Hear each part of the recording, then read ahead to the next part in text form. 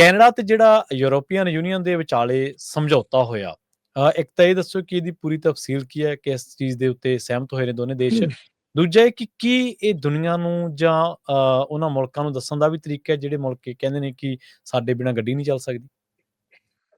ਜੀ। ਸੋ 1 ਦਸੰਬਰ ਤੋਂ ਕੈਨੇਡਾ ਨੇ ਯੂਰੋਪੀਅਨ ਯੂਨੀਅਨ ਦਾ ਨਾ ਇੱਕ ਡਿਫੈਂਸ ਫਾਈਨੈਂਸਿੰਗ ਪ੍ਰੋਗਰਾਮ ਹੈ। ਠੀਕ ਹੈ। ਇਹਨੂੰ ਸੇਫ ਕਹਿੰਦੇ, ਜਿਹੜਾ ਉਹਦਾ ਕੋਰ ਅਗਰੀਮੈਂਟ ਦਾ ਨਾਮ ਹੈਗਾ ਸੇਫਟ, ਸਿਕਿਉਰਿਟੀ ਐਕਸ਼ਨ ਫॉर ਯੂਰਪ। ਜੀ, ਜੀ। ਸੋ ਇਹਦੇ ਵਿੱਚ ਕੀ ਹੈਗਾ ਵੀ ਸ਼ਿਫਟ ਦੇ ਵਿੱਚ ਕੀ ਹੈ ਵੀ ਹੁਣ ਜਿਹੜੇ ਕੈਨੇਡੀਅਨ ਕੰਪਨੀਜ਼ ਹੈਗੀਆਂ, ਜਿਹੜੇ ਕੈਨੇਡਾ ਯੂਰੋਪੀਅਨ ਬੈਂਕਾਂ ਤੋਂ ਲੋਨ ਲੈ ਸਕੂਗਾ ਡਿਫੈਂਸ ਮੈਨੂਫੈਕਚਰਿੰਗ ਲਈ, ਵੀ ਜਿਹੜਾ ਕੋਈ ਵੀ ਡਿਫੈਂਸ ਦੀ ਇਕੁਇਪਮੈਂਟ ਬਣਾਉਣੀ ਆ।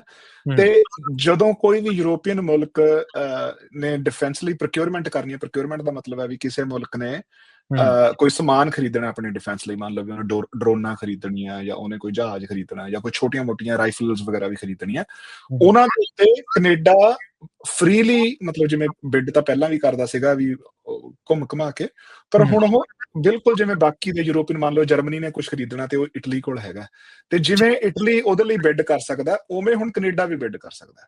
ਵੀ ਇੱਕ ਟਰਸਟ ਦਾ, ਭਰੋਸੇ ਦਾ ਐਗਰੀਮੈਂਟ ਬਣ ਗਿਆ, ਵੀ ਜਿਹਦੇ ਵਿੱਚ ਕੈਨੇਡਾ ਹੁਣ ਯੂਰੋਪੀਅਨ ਮੁਲਕਾਂ ਦੇ ਨਾਲ ਬਿਲਕੁਲ ਐਜ਼ ਅ ਯੂਰੋਪੀਅਨ ਮੁਲਕ ਵਾਂਗੂ ਹੀ ਉੱਥੋਂ ਫਾਈਨੈਂਸਿੰਗ ਨੂੰ ਲੈ ਸਕਦਾ, ਤੇ ਚੀਜ਼ਾਂ ਸਮਾਨ ਬਣਾ ਕੇ ਉੱਥੇ ਵੇਚ ਸਕਦਾ।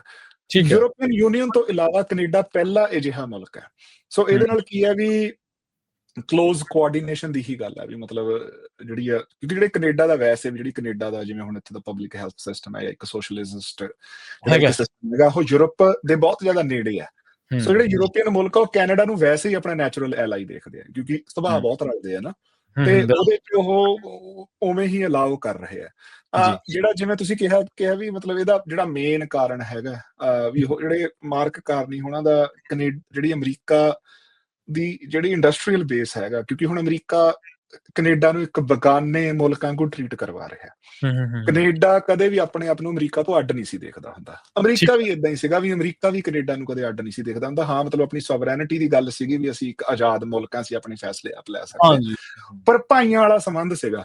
ਹੁਣ ਜਿਹੜੀ ਇਹ ਰੀਸੈਂਟ ਸ਼ਿਫਟ ਹੋਈ ਆ, ਉਹਦੇ ਵਿੱਚ ਜਿਹੜਾ ਕੈਨੇਡਾ ਨੂੰ ਇੱਕ ਬਗਾਨਗੀ ਦਾ ਅਹਿਸਾਸ ਹੋ ਰਿਹਾ, ਜਿਹੜੇ ਟੈਰਿਫ ਲਾਏ ਜਾ ਰਹੇ ਆ, ਜਿਹੜੇ ਬਾਕੀ ਸਾਰੇ ਦੁਨੀਆ ਦੇ ਮੁਲਕਾਂ ਨਾਲ ਜਿਹੜੇ ਟੈਰਿਫ ਆ ਉਹ ਸੁਲਝਾ ਲਏ ਗਏ ਆ, ਕੈਨੇਡਾ ਨੂੰ ਵਿੱਚ ਕੈਨੇਡਾ ਤੇ ਕਬਜ਼ਾ ਕਰਨ ਦੀ ਜਿਹੜੀ 51st ਸਟੇਟ ਵਾਲੀ ਗੱਲ ਆ, ਜਾਂ ਹੋਰ ਕੁਛ ਹੈ। ਸੋ ਇਹ ਸਾਰਾ ਉਹਦੇ ਸੰਬੰਧ ਦੇ ਵਿੱਚ ਹੀ ਹੈ, ਵੀ ਯਾਰ ਚੱਲ ਓਕੇ, ਵੀ ਜੇ ਤੁਸੀਂ ਐਂ ਕਰਦੇ ਹੋ ਤਾਂ ਸਾਡੇ ਕੋਲੇ ਯੂਰਪ ਸਾਰਾ ਪਿਆ, ਜਿਹਦੇ ਨਾਲ ਅਸੀਂ ਨੈਗੋਸ਼ੀਏਟ ਕਰ ਸਕਦੇ ਹਾਂ, ਜਿਹਦੇ ਨਾਲ ਅਸੀਂ ਸੰਬੰਧ ਵਧਾ ਸਕਦੇ ਹਾਂ। ਇਹਦਾ ਜਿਹੜਾ ਦੂਜਾ ਕੋਰ ਕੰਪੋਨੈਂਟ ਹੈਗਾ, ਯੂਕਰੇਨ ਦੇ ਪ੍ਰਤੀ ਰਵੱਈਆ। ਸੋ ਜਿਹੜਾ ਅਮਰੀਕਾ ਦਾ ਯੂਕਰੇਨ ਦੇ ਪ੍ਰਤੀ ਰਵੱਈਆ, ਉਹ ਇਹ ਹੈਗਾ ਵੀ ਯੂਕਰੇਨ ਨੂੰ ਹੁਣ ਸੈਟਲ ਹੋ ਜਾਣਾ ਚਾਹੀਦਾ, ਜਦਕਿ ਜਿਹੜਾ ਯੂਰਪ ਹੈ, ਹਾਲਾਂਕਿ ਮੈਂ ਇਹਦੇ ਨਾਲ ਬੜਾ ਸਹਿਮਤ ਨਹੀਂਗਾ, ਉਹਦੇ ਵਿੱਚ ਮੈਨੂੰ ਲੱਗਦਾ ਜਿਹੜਾ ਅਮਰੀਕਾ ਦੀ ਅਪਰੋਚ ਠੀਕ ਹੈ ਯੂਕਰੇਨ ਪ੍ਰਤੀ, ਪਰ ਜਿਹੜਾ ਯੂਰਪ ਦਾ ਤੇ ਕੈਨੇਡਾ ਦਾ ਰਵੱਈਆ ਹੈਗਾ, ਉਹ ਯੂਕਰੇਨ ਦੀ ਪੂਰੀ ਸਪੋਰਟ ਕਰਨੀ ਚਾਹੁੰਦੇ ਆ, ਜਿਹੜੀ ਉੱਥੇ ਜੰਗ ਚੱਲ ਰਹੀ ਹੈ। ਸੋ ਕੈਨੇਡਾ ਵੀ ਯੂਰਪ ਵਾਂਗੂ ਹੀ ਸੋਚਦਾ। ਸੋ ਉਹਦੇ ਵਿੱਚ ਇਹ ਵੀ ਹੈਗਾ ਵੀ ਜਿਹੜੇ ਹਥਿਆਰ ਜਿਹੜੇ ਇਹ ਬਣਨਗੇ, ਜਿਹੜੇ ਇਹ ਵੇਚ ਸਕਦੇ ਆ, ਉਹ ਅੱਗੇ ਯੂਰਪ ਨੂੰ ਵੀ ਆਪਣੇ ਯੂਕਰੇਨ ਨੂੰ ਵੀ ਦਿੱਤੇ ਜਾ ਸਕਦੇ ਆ, ਯੂਕਰੇਨ ਦੀ ਸਪੋਰਟ ਕੀਤੀ ਜਾ ਸਕਦੀ ਹੈ। ਠੀਕ ਹੈ। ਸੋ 2-3 ਗੱਲਾਂ ਹੈਗੀਆਂ। ਫਿਰ ਇਹਦੇ ਵਿੱਚ ਸਾਈਬਰ ਸਿਕਿਉਰਿਟੀ ਦਾ ਹੈਗਾ, ਵੀ ਜਿਹੜੀ ਇਹ ਇੱਕ ਦੂਜੇ ਦੀ ਸਾਈਬਰ ਸਿਕਿਉਰਿਟੀ ਦੇ ਵਿੱਚ ਮਦਦ ਕਰਨਗੇ।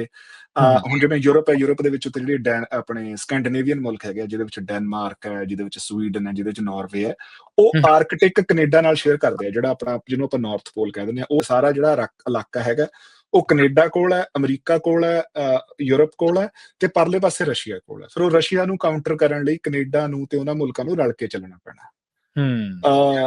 ਤੇ ਜਿਹੜੀ ਤੀਜੀ ਚੀਜ਼ ਹੈਗੀ ਕ੍ਰਿਟੀਕਲ ਮਿਨਰਲਸ। ਸੋ ਉਹਦੇ ਵਿੱਚ ਜਿਹੜੇ ਆਪਣੇ ਜਿਹੜਾ ਕੈਨੇਡਾ ਹੈਗਾ, ਆਪਣੇ ਕ੍ਰਿਟੀਕਲ ਮਿਨਰਲ ਆ, ਉਹ ਯੂਰਪ ਨੂੰ ਉਹਨਾਂ ਦੀ ਐਕਸੈਸ ਦਊਗਾ, ਤੇ ਯੂਰਪ ਉਹ ਖਰੀਦੂਗਾ। ਸੋ ਗੱਲ ਇਹੀ ਹੈਗੀ ਵੀ ਮੇਨ ਗੱਲ, ਜਿਵੇਂ ਤੁਸੀਂ ਪਹਿਲਾਂ ਕੀਤੀ, ਵੀ ਅਮਰੀਕਾ ਨਾਲ ਹੀ ਸਾਰਾ ਕੁਝ ਸਰੀ ਜਾਂਦਾ ਸੀਗਾ, ਵੀ ਹੁਣ ਆਲੇ ਦੁਆਲੇ ਦੇਖਣਾ ਪੈ ਰਿਹਾ ਹੈ। ਜਿਵੇਂ ਆਪਾਂ ਪਹਿਲਾਂ ਚੀਨ ਤੇ ਇੰਡੀਆ ਵਾਲੀ ਗੱਲ ਕੀਤੀ ਹੈ, ਤੇ ਉਹ ਫਿਰ ਉਵੇਂ ਹੀ ਜਿਹੜਾ ਯੂਰਪ ਦੇ ਵੀ ਉਹ ਬਿਲਕੁਲ ਨੇੜੇ ਜਾ ਰਿਹਾ ਹੈ। ਜੀ, ਚੀਜ਼ਾਂ ਬਦਲ ਰਹੀਆਂ ਨੇ, ਕੌਮਾਂਤਰੀ ਪੱਧਰ ਤੇ ਦੇਸ਼ਾਂ ਦੇ ਵਿੱਚ ਆਪਸੀ ਜਿਹੜੇ ਸੰਬੰਧ ਨੇ ਉਹ ਵੀ ਬਦਲ ਰਹੇ ਨੇ, ਜਿਵੇਂ ਆਪਾਂ ਕੈਨੇਡਾ, ਭਾਰਤ, ਚੀਨ ਦੇ ਲਿਹਾਜ਼ ਦੇ ਨਾਲ ਗੱਲ ਕਰ ਰਹੇ ਸੀਗੇ।